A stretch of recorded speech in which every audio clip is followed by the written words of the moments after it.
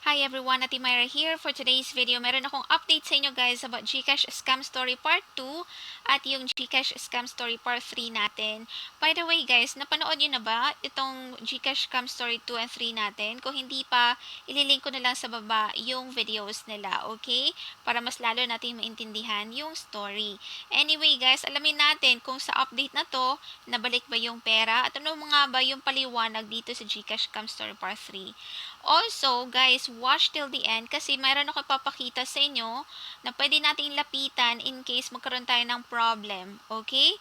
Totoo ba na pwede nating lapitan itong Bangko Sentral ng Pilipinas? Watch out for that. So, if interested ka, please keep on watching.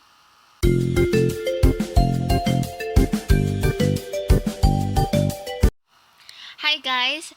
Mag-a-update lang tayo sa ating GCash Scam Story Part 2 kung saan yung ating sender nag-message siya sa atin sa FB at shinare niya nga yung experience niya na akala niya legit na FB Messenger po yun ng GCash.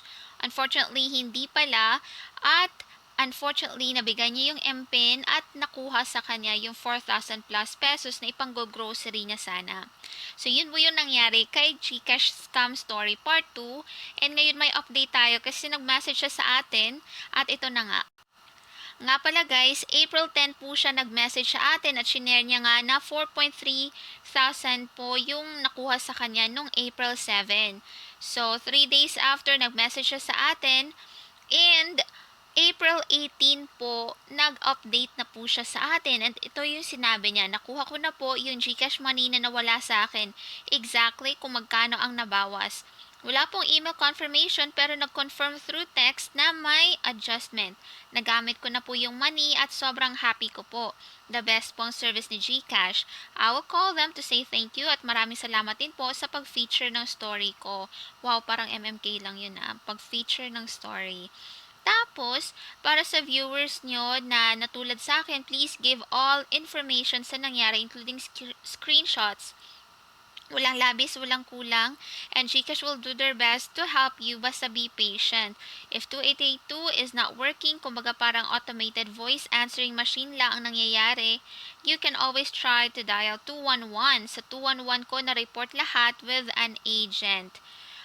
I will be more careful next time and more power sa channel nyo. Salamat na marami sa tulong at awareness. I will continue using GCash. So, yun po yung nangyari guys. April 7, siya na-scam dahil sa maling FB Messenger ng GCash Care. And after that, April 10, nag-message siya sa atin. April 18, nag-update na siya na na-receive niya na yung 4,300 pesos na nawala sa kanya. Wow, sana all. And ito na nga yung text message kasi sinabi walang email confirmation pero may text po with the adjustment. Ayan. Tingnan nyo guys, yung simula ng message. Your GCash wallet has been adjusted. Adjusted yung term, right? And there are a lot. So, hindi inisang 4,300. Siguro, for example, nakuha sa kanya, let's say, 4,300 yung laman ng GCash wallet or yung nakuha. Siguro at first, 100 muna, 100. Kaya maraming adjustment yung nakikita mo dito. And dito naman sa GCash app, nakita niyo yung transaction history guys. Tinakpan niya lang yung mga information pero ang daming adjustment din kung makikita ninyo guys. Pasensya na po kung di ko mabigay yung amount details. Masyado po kasi specific per transaction. Praning na po ako mag-share ng info which is understandable.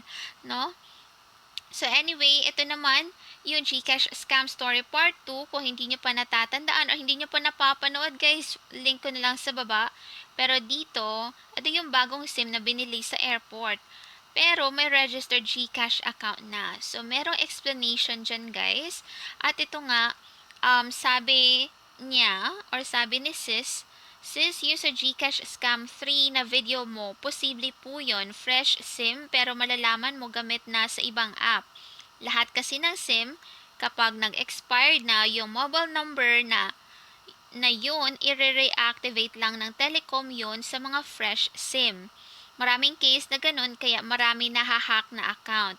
Kaya I advise na kapag nakalink yung dating number nyo sa accounts nyo, i-unlink nyo na kung halimbawa nawala phone nyo kasama yung SIM kasi posible talaga na i-reactivate ni Telecom yung number na yon once deactivated na yung number.